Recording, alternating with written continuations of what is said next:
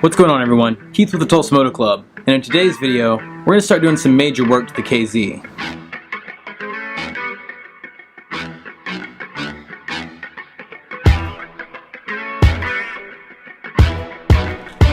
Now, I'm not super confident when it comes to engine work, so for this project I asked my friend Drew to come over and help me navigate through it.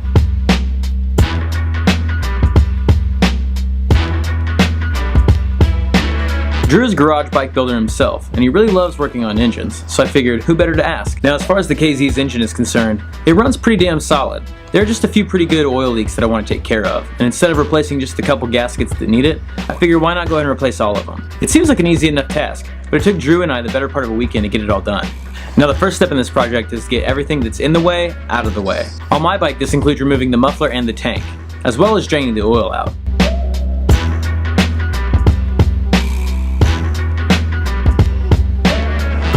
And don't forget about the oil. Since you take apart your engine to replace all these gaskets, you don't want to make a huge mess. Now that all that's done, it's time to start breaking it down. We chose to do this without removing the engine from the frame, so we decided to start from the top and work our way down. Honestly, Drew jumped right in there and had the whole top end torn down pretty quickly.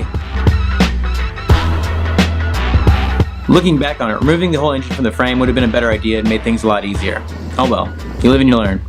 Once the top end was all taken apart, Drew and I got to work on scraping away the old gaskets. This took a lot of work, and eventually we started running out of light and we got rained out.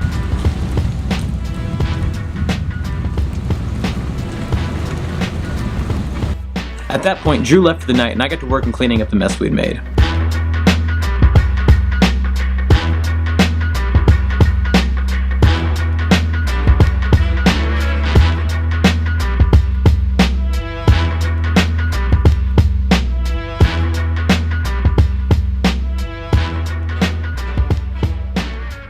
I also finished removing all the old gaskets from those parts.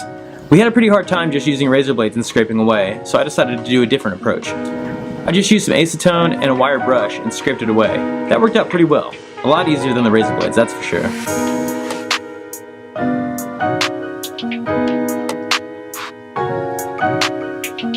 The next day, Drew came back and the mission was to get the top end completely rebuilt and all the gaskets replaced. Then we're going to move on to the bottom end.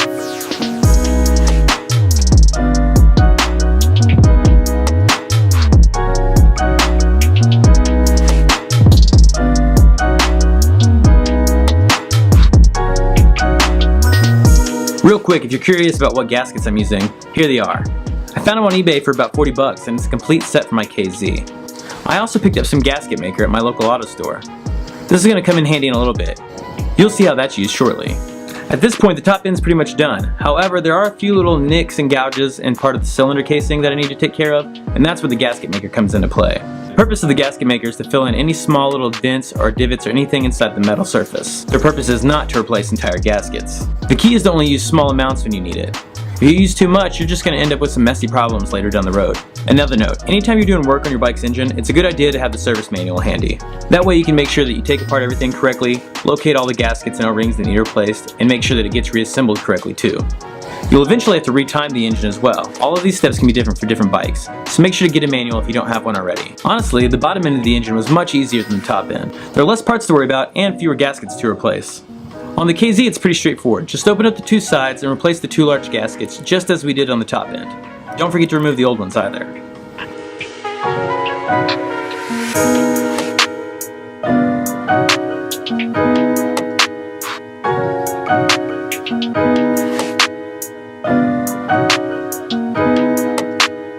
Now, as I mentioned before, once we had the engine all reassembled, it was time to retime it. If you don't know how to do this, you can also find that in your bike's service manual. On the KZ, it's pretty simple. You're going to want to locate something called the F mark. You'll see that and you'll line it up with this little small notch on the engine. And then you'll line up the proper marking on this sprocket with a little notch that's right above where the sprocket sits. And that's it, the engine's rebuilt. I do need to reattach the muffler and put oil in the engine, but I'm going to hold off on those two things. I'd like to pull the engine out of the frame and get it repainted before I put it back on the road. Because as you saw, the paint job's gotten pretty thrashed over the time I've been riding it, but that's a whole nother video in its own.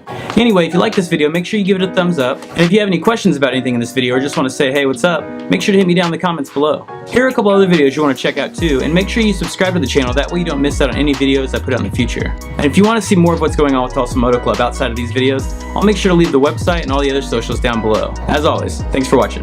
Later.